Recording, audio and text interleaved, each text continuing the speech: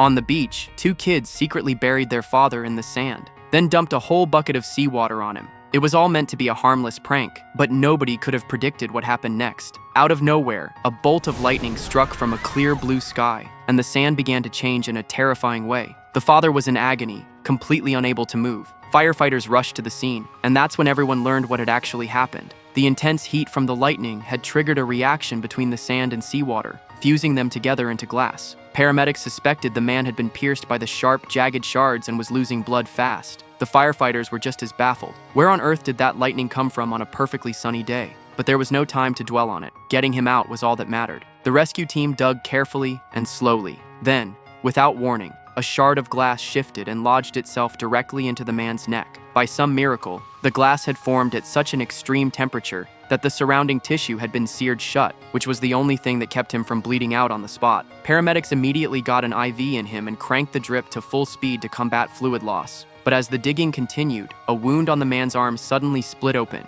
sending blood gushing out. Fortunately, the crew reacted fast and managed to get it under control before the situation turned fatal. Finally, the man was fully freed and loaded into the ambulance. One thing's for sure, this family of three will probably never look at a beach the same way again.